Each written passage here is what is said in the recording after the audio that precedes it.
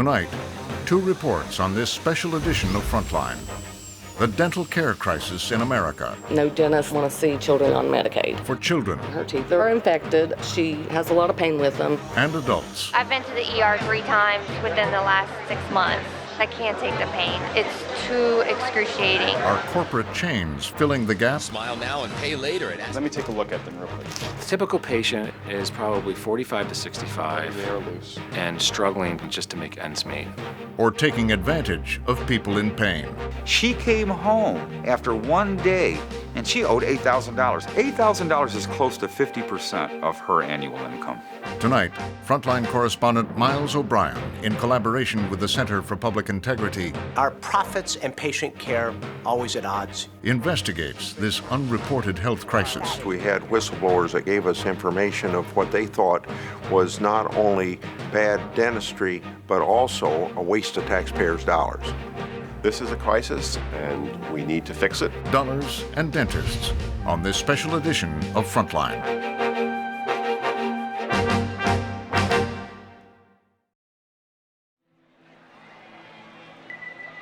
Good afternoon, folks. We're going to start in about 2 or 3 minutes' time. Very glad to have you. Almost all of the men and women in this line are in pain. But like millions of other Americans, regular doctors can't help them, and even a visit to the emergency room would be useless. I've got a couple of cavities and a couple of molars that's got to come out. I tried going to dentists, they just too much out of pocket. Those of you that are here to see the dentist, please raise your hand. A few of the 100 million Americans without dental insurance have come here to Grundy, Virginia. Okay, thank you. A charity called Remote Area Medical is staging a health fair where volunteer dentists are offering free care. We just want to know, where does it hurt? And we'll try and do the best we can for you. Even though many people here have jobs, they can't afford healthy teeth. Yeah, I can't eat on the whole right side of my mouth. It's like chewing on gravel. It hurts so much I can't even eat ice cream on that side. I can't eat chips on that side. I can't eat a hamburger on that side. I can't eat anything on the right side of my mouth. Many retirees simply live with the pain and infection because traditional Medicare does not cover dentistry. Well, I'm just hoping they can stack the teeth and get me a set of dentures made.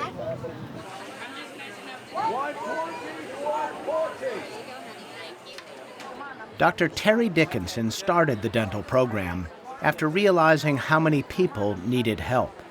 They don't have any benefit. So it's what do you do with the dollars that you get? I mean, you're going to put it in gas? Are you going to pay the rent? Are you going to put food on the table?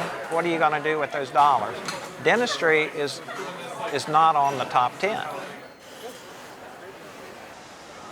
I've been trying for like over 10-something years to try to get help.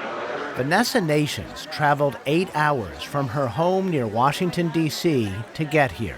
I have a lot of teeth that are broken off of the gum line, and they hurt tremendously, and I can't eat. I've lost so much weight, I cannot eat, and keep getting infections. I just can't live like this anymore. I really can't. I feel like I've got little bits of poison inside of me, and it's killing me.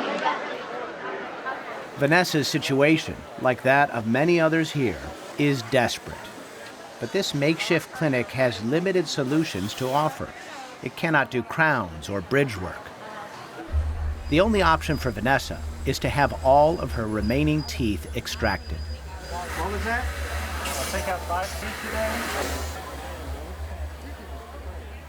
It's to that stage at age 31 that there's nothing we can do except take out the rest of her teeth. I'm just excited just to have the teeth that are hurting taken out because I can't take the pain. It's too excruciating. Okay, here we go. 1, 2, 3. But Terry Dickinson is also promising Vanessa that once all of her teeth are pulled, his charity will see to it that she gets dentures. She'll look better, obviously. So it's going to help her self-image. She's going to be able to eat better. She'll be able to talk better. So it's going to, essentially, give her a change in her life.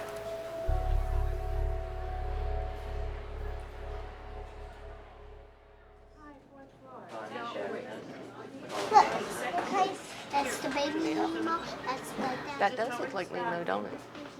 Mm-hmm. For many Americans, like 5-year-old Trinity Way, trouble getting dental care starts early in childhood. Ooh, yeah, he's hiding. We met Trinity and her grandmother, Pamela Way, in the waiting room at the hospital at the University of Florida in Gainesville. I have brightened up a flower and a swordfish. Her teeth has gotten bad. They are infected. She has a lot of pain with them. And on the side of her cheek will get real warm, and I'm sure that's from being infected. When's the last time she ate or drank? About 9 o'clock last night. Great. Last 2 years I've been trying to get her in because she had it started out just discoloration on her teeth. I've called around 10 dentists in the area to see if they could see her, but she's on Medicaid and I couldn't get her in. Is Trini getting sleepy? Yes. Can I have a kiss? I love you, girl. She's been on a waiting list here to get this done. It's been probably about 2 months. But you're gonna be fine. It's okay, don't cry, don't cry. No, Nanny ain't going nowhere. She's gonna be right here, okay? One of the ways we provide care to a child who has lots of cavities and some infected teeth is we will actually do the dental procedures under general anesthesia in a hospital setting. Pediatric dentist Frank Catalinato is a faculty member here. 1,200 children a year in Florida get their dental care under general anesthesia in a hospital. That's an enormous number. We're going to do 2 crowns, 4 extractions, and 5 fillings. Dr. Catalinato says kids wind up here because Florida's Medicaid system is broken, thanks to one of the lowest reimbursement rates for dentists in the nation.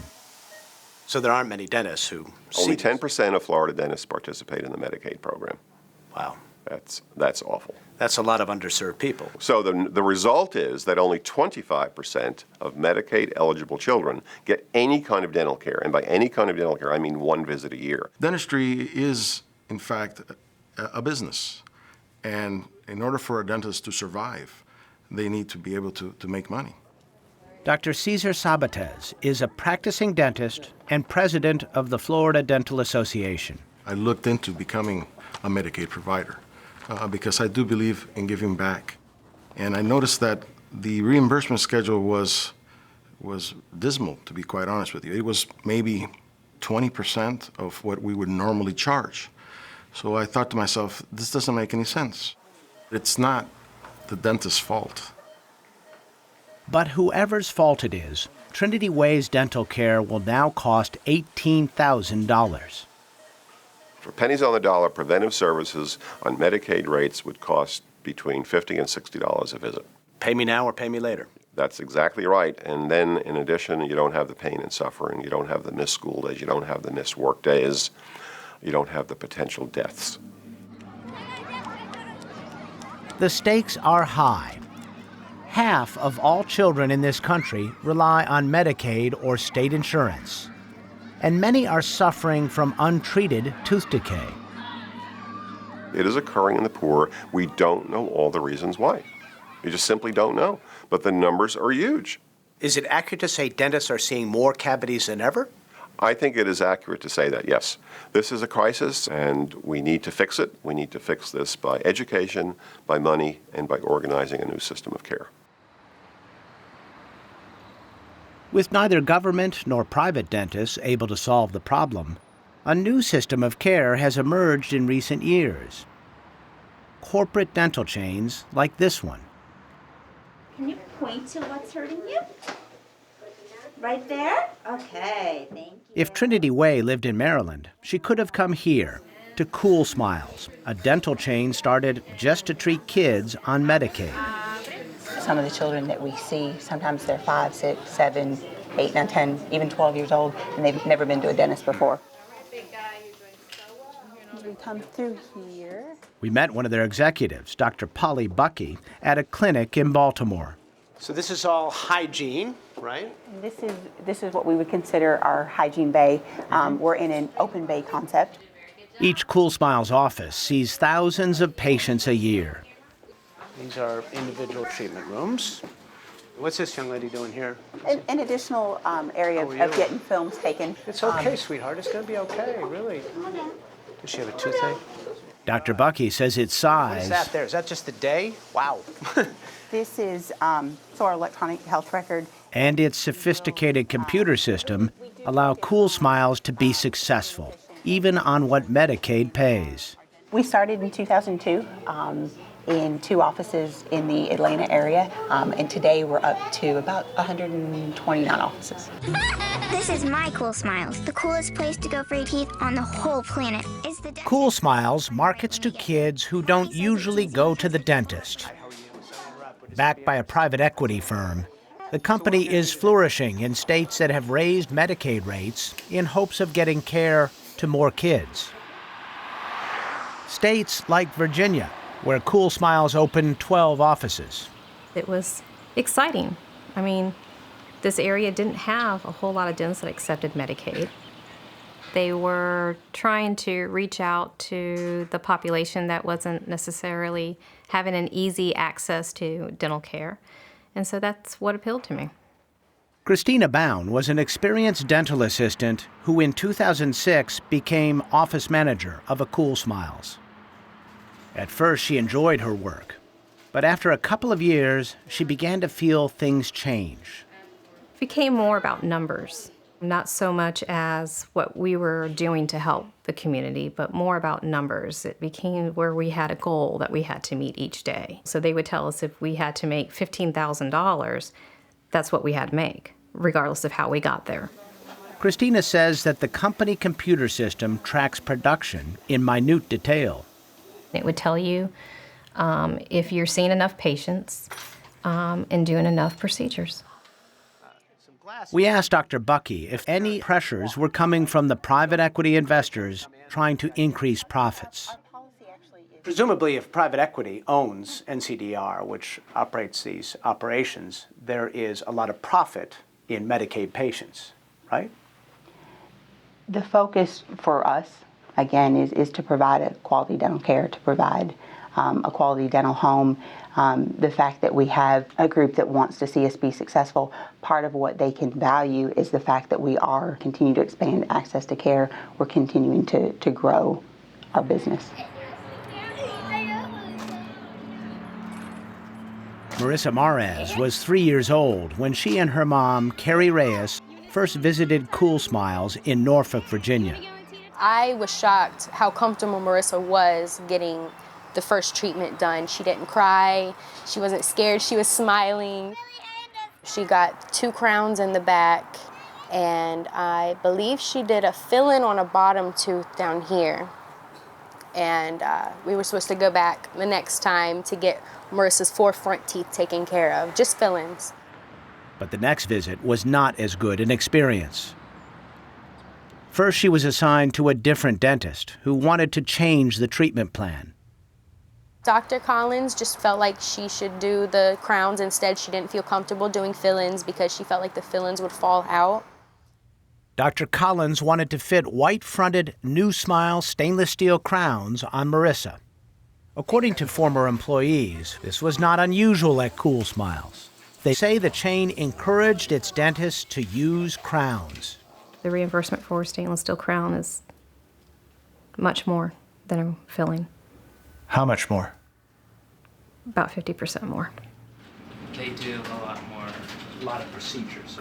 FRONTLINE and the Center for Public Integrity have spent the past year investigating the business of Medicaid dentistry and the new corporate model for treating America's poor kids. So this is all billings for Medicaid. We were able to obtain and analyze Medicaid data from 2 states, Virginia and Texas.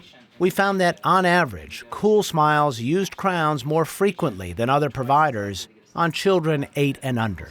In Texas, half of all the restorative care on kids 8 and under, stainless steel crowns.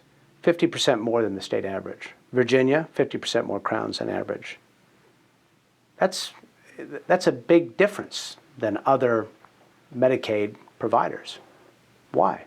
Our focus is looking at each and every child and looking at where their decay is, what their risk for getting cavities. It's not because the Crown pays more. The focus on each and every child we see is to restore that child to a state of good oral health. Then how do you explain that discrepancy, that difference?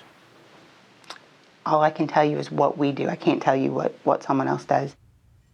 Cool Smiles later gave us data comparing itself favorably to other providers. But the company did not address whether kids who visit Cool Smiles are more likely to leave with a crown. Carrie Reyes was not happy with what happened when Marissa went to get her crowns.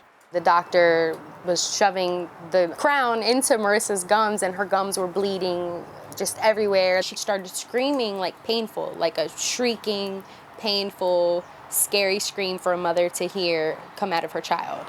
Carrie says she thought Marissa's local anesthetic had worn off. I asked Dr. Collins, I said, could you stop and numb her mouth? She ignored me.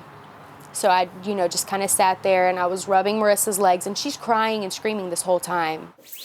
Carrie asked the doctor to stop working on Marissa. A new dentist came in, gave Marissa another shot, and after 3 more attempts, got the crown to stay on. We went home, and about 30 minutes later, the crown falls out again. This tooth right here, this front tooth. A Cool Smiles dentist eventually did get the crown to stay put. With 1 tooth left to treat, Cool Smiles referred Marissa to another dentist. This is the tooth that they didn't get done, and he just scraped the spot that was thought to be a cavity with his tool and just scraped it off. It was like a stain. He couldn't tell me for sure if she did need the work that was done, but just seeing that one spot on her tooth just really made me and him question the entire thing. In a phone interview, Dr. Collins defended her care. Cool Smiles called the treatment appropriate and in compliance with professional guidelines, and said it was a rare case. In addition, the company said Carrie Reyes overreacted, exhibiting threatening behavior toward Dr. Collins, which Carrie denies. I'm going to do 1 tooth, okay? And then you tell me. Here, open it for me. Critics say problems arise from Cool Smiles' business model. Close for me. I got a bonus. So if I met my goals for the month, I got a bonus. It was based on production. It was based on patients. Is that the same for everybody who works there? For certain employees. So you're looking at the office managers, you're looking at your doctors, and then their supervisors that I was aware of. Our dentists come in and they're salaried, and so they're focused on coming in. There's no bonus? They're coming in, they're focused on a salary, and we do have a bonus that's a quality qualifier. But doctors and office managers don't get bonuses based on quality. It's more on quantity. Actually, that's incorrect. But there is a daily revenue target, right? Our focus each and every day with our dentists is to provide quality care to the children that walk in that door. I'm trying to figure out, there are revenue targets, right? For our dentists, there are not. This is the Cool Smiles Associate Dentist. This is the bonus plan for Texas. And this is from 2008. Our investigation showed that Cool Smiles bases dentist bonuses on the revenue they bring in once a certain threshold is reached. And so if you can double the mandatory minimum, busy day, you get a $6,300 bonus. Mm-hmm. Now, at $5,500 a day, how busy is that dentist? She's booking. She's on roller skates. Since our interview, the company acknowledged that their dentists could get production-based bonuses after meeting quality standards. Cool Smiles would not grant any on-camera interviews besides Dr. Bucky, but they provided this lengthy document. Cool Smiles said it delivers millions of dollars of free care each year and improves oral health in the communities it serves. The company's internal surveys show 3 out of 4 patients are satisfied enough to return. In 2008, the state of Connecticut dramatically raised Medicaid rates. New providers, including Cool Smiles, came into the state to treat poor children. But officials noticed a change in the kind of care kids got. What did you see? What happened? We saw spikes in the types of services that historically can be a red flag. Dr. Donna Belasky is the director of Connecticut's dental Medicaid program. We saw a higher than normal number of stainless steel crowns being performed. A huge increase, disproportionate to the numbers of treatments that children were getting. So people were being overtreated here. We felt that. Connecticut then began requiring dentists to get prior approval to use crowns. The approval process revealed other problems. We had volumes of requests for stainless steel crowns and pulpotomies, which is where we noticed Cool Smiles was not, functioning up to the standards of care. And this is an example of another very poorly done pulpotomy. She showed us an x-ray of a child's root canal. It's not filled properly. What you're seeing are some poorly done crowns. They look like they don't fit properly. That's correct. The margins are open on this one, and food can get up and stuck underneath. Something like this, if you claim to have internal quality control, right? Is this obvious? Yeah, yes. It's screaming at you. To me, it does. You talk about quality. I'm curious, how do you measure quality here? We're going in and doing self-audits. On top of that, we have external auditors to look and see that we're providing quality care, that we're doing the right thing. So show me how it works. I'll show you here. To do quality audits, Cool Smiles says it relies on its electronic health record. So we're able to keep the records of each child and keep it all together in one spot. And it will help us as we go through. You can look at the records and really decide, oh, that's a good dentist or a bad dentist just by looking at the records? I can go in and look at a chart and look and see based on x-rays if the treatment plan was appropriate for that child. Did you see much evidence that there was quality control? Initially, no. We absolutely did not see any quality at all. And in fact, when we called them into the room and started showing them examples of their work, they acknowledged that it was substandard work. So if they were checking on it, why were we seeing that kind of substandard work? Connecticut regulators say that they have seen significant improvement by Cool Smiles over the past year and a half, ever since the state sent the company this letter referring to some of its care as malpractice. The words failed to achieve expected standards of care, malpractice, of course, poor quality of dental care, practice without regard to medical necessity. This is a very strong letter, isn't it? It is. We take our clients seriously. We're here to protect them. They took advantage of you. They took advantage of the system. I mean, a lot of people do it. It's not unique to just Cool Smiles. It's a Medicaid gold mine, and they're drilling for your tax dollars. Another private equity-backed kids' dental chain, Small Smiles, was the subject of this 2007 report that led to a $24 million settlement with the federal government. Most dentists won't. Now, corporate dental chains have become the subject of a Senate investigation. When private equity firms get involved, you got to understand that their motivation is to make money. Senator Charles Grassley says it's tough for the government to encourage providers on the one hand and protect patients on the other. We had whistleblowers that came to us and gave us information of what they thought was not only bad dentistry delivery and bad health care, but also a waste of taxpayers' dollars. Are profits and patient care always at odds, you think? Well, to some extent, yes. There ought to be complete, good relationships between the patient and their dentist. They ought to know that the only person that dentist is concerned about is the patient. And that's not what I'm finding in this investigation. I'm finding in this investigation that there's people that know nothing about dentistry, are saying you got to see so many people, you got to do so much work for each one, and in a sense, gaming the system. Do you think a private equity firm and the people who own that private equity firm and its shareholders care about the quality of the dentistry? I genuinely believe they care about the quality of dentistry. You know, if people are going to invest, they're going to invest in something that's sound. And the only way for us to continue to stay here and be here is to be high quality. Cool Smiles later wrote us to say its dentists make treatment decisions without interference from corporate management.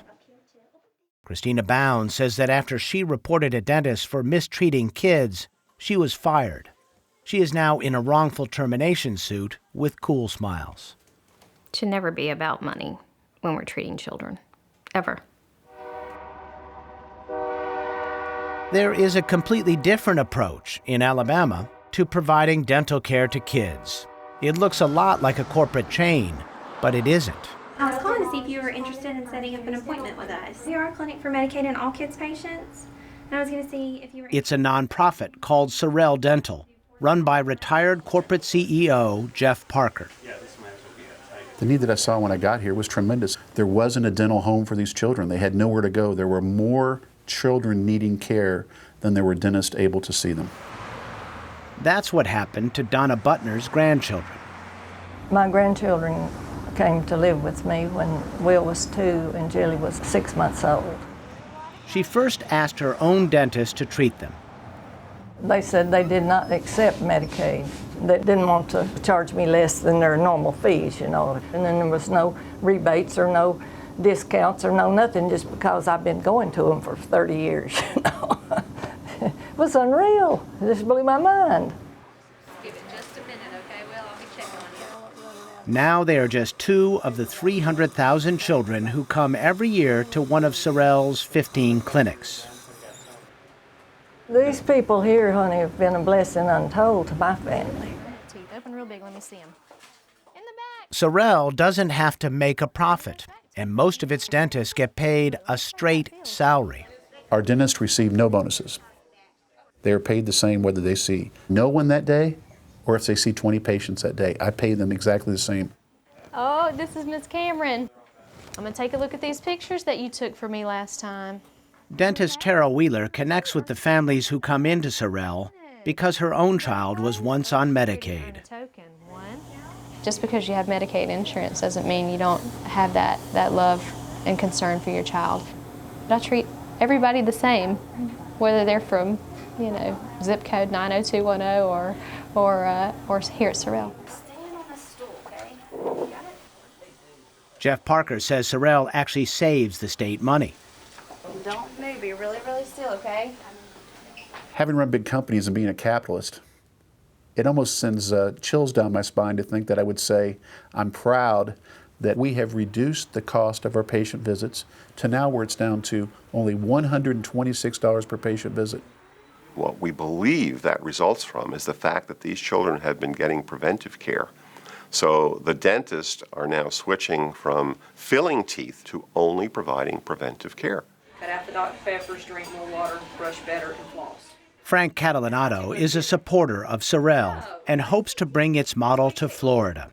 But Alabama's traditional dentists are deeply suspicious of Sorrel's success. I accept Medicaid on a very limited basis.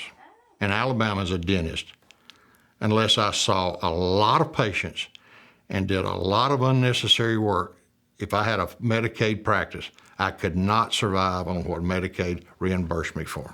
The second thing with Medicaid patients is that they have no value in the appointment. It doesn't cost them whether they come or go.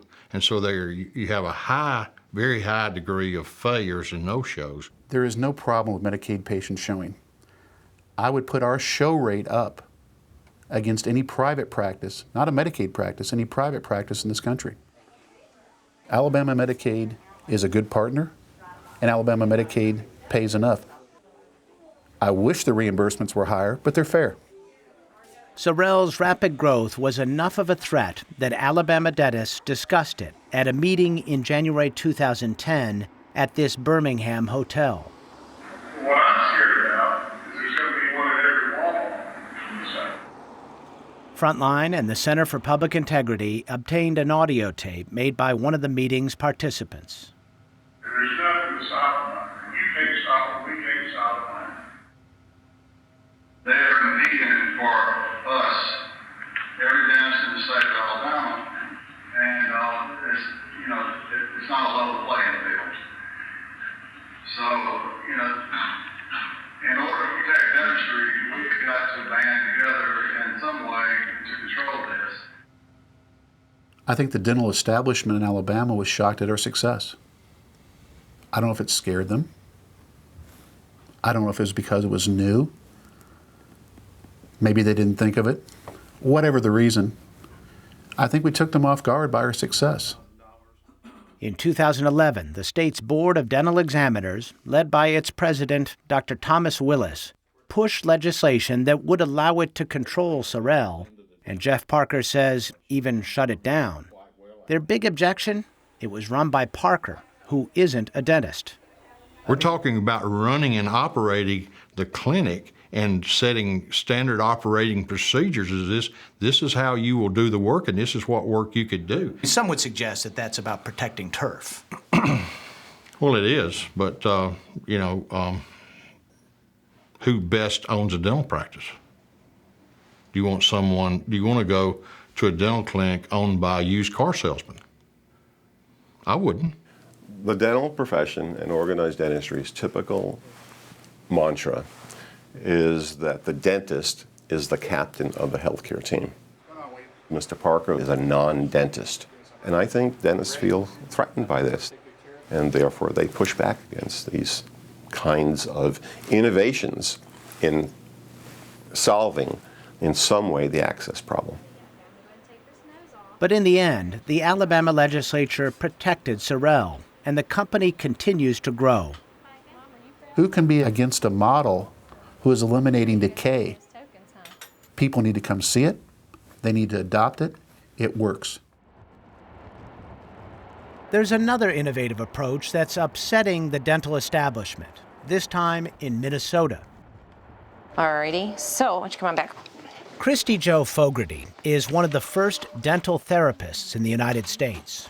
She treats children and pregnant women at Children's Dental Services in Minneapolis. We are trained to the level of a dentist. How I'm taught to do a filling, how I'm taught to do a root canal on a baby tooth, how I'm taught to extract a baby tooth is identical to the type of education a dentist received. I am trained to that level. I'm just trained in fewer things than a dentist is trained to do.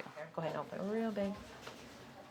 Although it's brand new, patients don't seem to be having any kind of reservations about it. As soon as you explain it's much like a nurse practitioner in medicine, they're like, sure, you're good to go. This is the one that gets happy. Because Christy Jo can do simple procedures for less money than a dentist, this nonprofit will be able to treat more patients, both on and off Medicaid. At least 10 other states are considering creating similar programs, but the American Dental Association is fiercely opposed. That model is not an answer.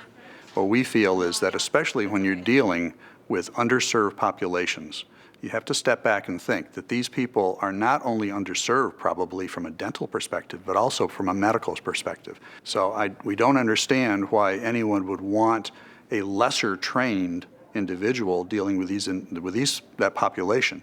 Really, are they undertrained? I mean, it seems like they go through a fair amount of training and a couple thousand hours of direct supervision by a dentist. They go through training, but to compare that training to the training of a dentist, in my eyes, you just cannot do that. To some degree, if I'm poor and I have a toothache, half a dentist or 70% of a dentist is better than zero. There are already models that exist that are used within the system that we have in this country. We have trained auxiliaries that assist dentists in performing a lot of those duties. Our concern is the idea of a lesser trained individual doing surgical procedures. I don't know why anyone would want to oppose a very well-trained professional treating someone who otherwise would not get treatment. And I've not heard a lot of good ideas or suggestions come from the Dental Association on how we address this access issue, other than pay dentists more to do it. Lobbying by dental associations has to date helped block any other state, except Alaska, from establishing a dental therapist program. So dentists are spending a lot of money to maintain the status quo. They are. Why? because the status quo is good for dentists. They see the patients that come to their practice and they think everything is fine because those patients are getting care in their office. Should we fault them for that? In one sense, you can't really fault them for that. In another sense, they know the problem. They have been told about the problem for years. You have to see that data and recognize there is a problem.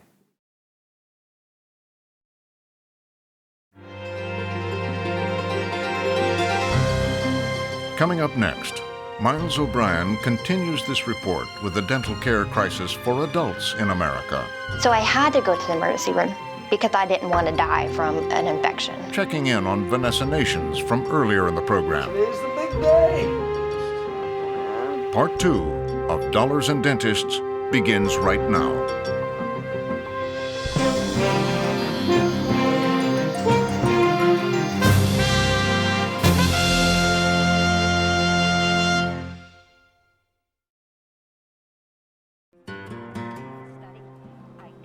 In 2010, Vanessa Nations lost her job, and having no teeth has made finding another almost impossible.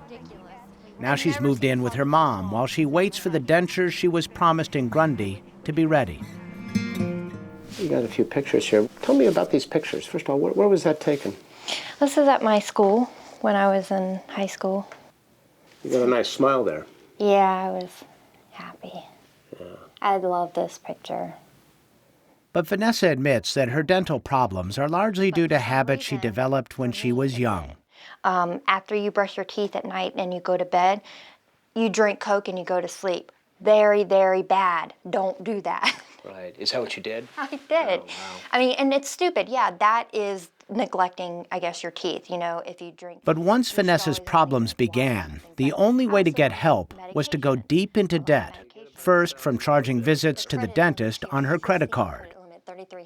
And after she lost her job, the only place to turn was even more expensive. I have no money and no insurance, no job. So I had to go to the emergency room. So I knew I had to go get a $3,000 bill, which I'm sure it is. I haven't opened any of the envelopes because I can't pay it, just to get a prescription for an antibiotic because I didn't want to die from an infection. You know? Well, it still doesn't treat the root cause of the infection. It does not. And then they tell you to go see a dentist. Okay, well, the reason I'm here is because I can't go see a dentist. Vanessa is just one of the nearly 1 million Americans who visit the emergency room each year because of dental pain, at a cost that runs into the hundreds of millions. The really tragic part of that expense is that all they can do in the hospital emergency room is control the infection and control the pain. Most of those hospital emergency rooms are not equipped to provide dental care. So the patient gets a dose of antibiotics, they get some pain medication, they go home, they take that, the swelling goes down, the temperature goes down, the pain goes away. A couple of weeks, that same tooth flares up again. But where else are adults who can't afford dental care to go? Neither the government nor traditional dentistry have come up with an answer. And so, just as with children, the biggest changes to the adult dental landscape are being made by for-profit dental chains. Backed by private equity firms, they're setting up shop in communities where there are large numbers of adults who haven't been going to traditional dentists. One of the largest chains is Aspen Dental, with 350 offices in 22 states. You know, the best thing about being part of racing history is bringing smiles to folks everywhere. And Aspen Dental does that too. Aspen sponsors a NASCAR team, and last year had 750,000 customers. Our vision is to have the most trusted dental brand in the country. The typical patient is probably 45 to 65 and struggling kind of just to make ends meet. They're taking this week's paycheck to pay last month's mortgage, making their car payment. They will push things off until they can't put them off any longer. And hopefully, if we're doing our jobs, we've located in the right markets, we're creating awareness in those markets, and those people are choosing to come into our offices. Bob Fontana invited us to come to one of Aspen's showcase offices in Warsaw, Indiana. Here we met dentist Kurt Lozier, who owns the practice at this Aspen-run office. So Ted, you're saying you're having a pretty significant toothache on the bottom left. When's the last time you saw a dentist? About 10 years ago. Okay. Ted Collins is a typical patient. A truck driver with no dental insurance, he came in because of intense pain in 2 teeth. The bone sits down. But Dr. Lozier tells Ted that he has problems with almost all of his teeth. Let me take a look at them real quick in your mouth, okay?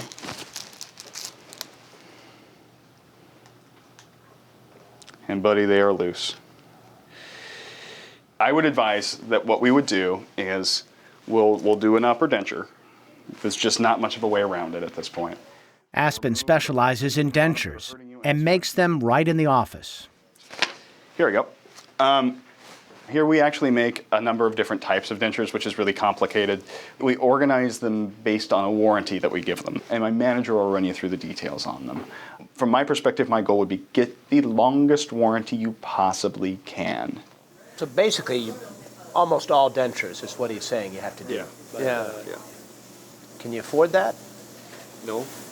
At this point, you'd probably pay anything to get those teeth out, huh? Pretty much, yeah. Yeah. Is there one denture specifically that you'd like to start with when we're talking about putting your package together for you? I don't know nothing about them. Okay. I'm just going what the doctor recommends. Okay. And so did he talk to you about recommending one of these specifically, possibly like the comfy? I think he might have. Okay.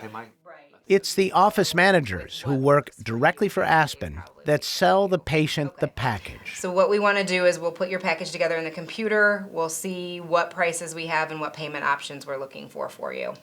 Okay? The price for Ted's package turns out to be $6,784.20. Ted doesn't have that in cash, and that's where healthcare credit cards come in. And you're clear on how the payment plans work and what you're going to be talking about as far as payment options for a cosigner. All right. Okay. So you have everything you need. According to a former Aspen office manager, Heather Haynes, what we saw at Aspen was a typical attempt to encourage a customer to finance expensive treatment. Was there pressure to get him signed this first day? Yes. Yes, it First was. day. Yes. Why? Because it's just like anything else. You walk out that door, you probably won't see him again. It seems like there's a lot of effort here to put people on the hook, so to speak. Yes. I felt, though, that if they couldn't afford it, why should I sell them that product? I have grandparents who were on a monthly budget. I would think about that all the time. I just think, wow, those are my grandparents sitting in front of me, and I'm telling them to pay for something that they can't afford. The credit cards Aspen offers are backed by major corporations like GE and are used widely by dentists. According to Moody's Investor Service, one key to Aspen's business model is that it gets paid by the credit card companies in advance for the patient's entire treatment plan the moment Aspen signs the patient up for the card. So this is an important part of your business. The third-party financing is key. I would agree with that. It's absolutely key to providing a solution for these patients. There's no doubt about it because, again, they're struggling to get through life, and so it does become an important part of the solution for them. Oh, what a nightmare.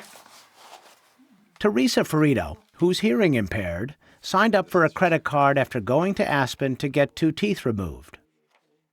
Mom's 87 years old, and she's pretty good shape for her age. She's pretty sharp.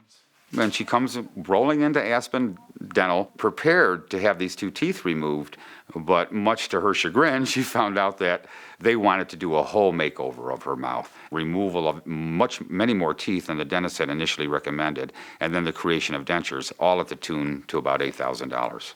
$8,000 is close to 50% of her annual income. When they presented that big $7,000, I says, I can't afford that. I don't have that kind of income. Well, they didn't care. They figured, well, I could put it on a credit. Mrs. Farido wound up with the GE credit card called Care Credit. Let me see this. They never mentioned or explained about a lot of interest, high interest. Never. Look at this.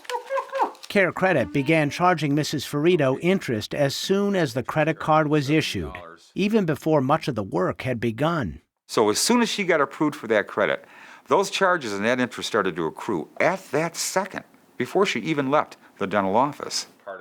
And so we feel like she was really taken advantage of just in that regard alone. The potential payment over 5 years would have been close to $12,000, and she initially came in for the excision of 2 teeth. Alan Farido called the Aspen Dental office to try and get his mother off the hook.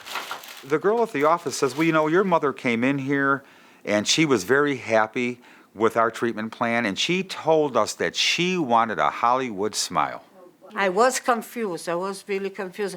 And then I realized, until I got home, I realized what I put myself into. This. I feel like I wish I could hit them on the head with it, but you know what I mean? In the case of an 87-year-old woman who can't hear very well, to get her to sign on the dotted line without perhaps somebody there advising her seems like it might be a little bit predatory, potentially. Well, I don't think so, and I certainly hope not. I hope that the team was clear about what she needed and that she completely understood what she was getting into, and hopefully, you know, she made the choices that she thought was right for her. Aspen patients have complained to regulators about being billed before their work was done and being charged credit card interest as high as 29.9% retroactively if they miss payments. So this is the consent decree between Pennsylvania and Aspen from 2010. In response to such complaints, the Pennsylvania Attorney General investigated Aspen, and the company agreed to pay a $175,000 settlement. It's a conflict of interest. And in New York, Andrew Cuomo, then Attorney General, launched an ongoing investigation into the growing use of high-interest health care credit cards. And it is where health care providers become agents for financing, and the financing companies providing the money to the doctor all up front. According to Heather Haynes, there's another controversial aspect to how Aspen does business. The more work employees convince customers to do, the more money they make. They want us to sell the Cadillac of all dentures, and that's how we would try and sell. We would sell the best product, and if that didn't work, then we'd downsell. If you succeeded and did well, could you make a lot of money? You could. Bonuses? Yes. Bonuses were given on a monthly basis. So how do you incentivize your people and the dentists along the way here in order to keep the money flowing? Well, the incentive for everybody is let's do the right things for the patients. But they have to meet certain goals in order to derive income. There's a bonus system, right? When you say they, who's they? Well, office managers, for example. So the office managers are rewarded based on controlling expenses and making sure that they reach a certain patient satisfaction score. The doctors don't have any budget to reach. They're not rewarded based on hitting any level of production or any level of budget. So doctors don't get bonuses, or their income is not linked to their production? I wouldn't describe them as bonuses. They get a percentage. You know, so in traditional practice, they get 100% of the profits. In our practices, typically, they get a smaller percentage of those profits from that practice. With Aspen, you'll share financial rewards and benefits. This video that Aspen uses to recruit dentists tells another story. Compensation for associate dentists includes an annual salary plus bonus opportunity that increases as key target levels are met. Lily Wrights, executive director of the Ohio Dental Board, which regulates dentists, worries about bonus opportunities at corporate dental chains. In some of these kinds of practices, there are quotas and goals that the dentists are expected to meet that work there. And when you're offering bonuses for services, there's incentive for that person to want to do more of that, obviously, to set themselves up better financially. But that jeopardizes the standard of care. That puts the standard of care at risk. But Ms. Wrights, who prides herself on being a no-nonsense regulator, is virtually powerless to do anything about it because she doesn't have the authority to discipline corporations. The Dental Practice Act just gives the board the authority to issue a license, regulate that license, and take action against the license when necessary. When you say a licensee, you are regulating dentists. Dentists, dental hygienists, and other auxiliary. Who regulates the corporations in this case? I don't know that anyone regulates a corporate dental practice per se. So in a way, you can only attack the problem indirectly. Correct. I'm not going to argue with you that that's not frustrating, but that is what we're responsible for addressing. With little oversight of its corporate practices and intense demand from Americans in need of dental care, Aspen is expanding rapidly across the country. Tell me what the plans are. You're right now at 350 offices. Where are you headed? Global domination, right? No, I wouldn't say global domination, but we do believe that there are communities across the country that are still like Warsaw. We know there are people, good, hardworking people trying to make ends meet in those markets that need our care and need our services. We're in 22 states, and we have half a country to go. Of course, if there were other options for Americans without dental insurance, maybe people like Vanessa Nations wouldn't find themselves charging dental work they can't afford on credit cards they can't pay off. Hey, excited. But as Vanessa knows, the only other place for most to turn is to charity. Hello, Vanessa. Hey. How you doing? Today, Dr. Joshua Swanson, one of the volunteers at Grundy, is going to give Vanessa her new teeth. Today's the big day. Yes. Yeah. For all of it. Let's try this top one in. Put it in. You're gonna give it a good push. Put it up there nice and tight. Okay. Bite together for me. Let me give you a mirror here, okay? Have a smile. See what you look like with some teeth in. Do a big smile. I feel so blessed. I can't express how blessed I feel. I mean, it's a miracle, is what I feel.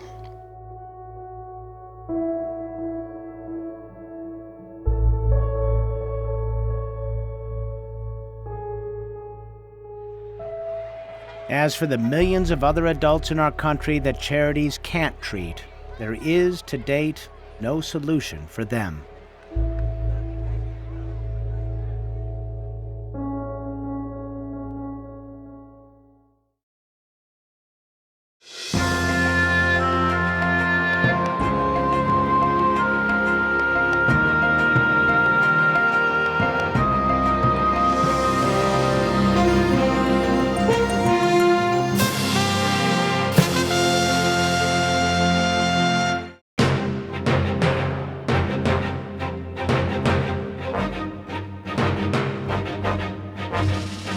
For more on this and other Frontline programs, visit our website at pbs.org/frontline.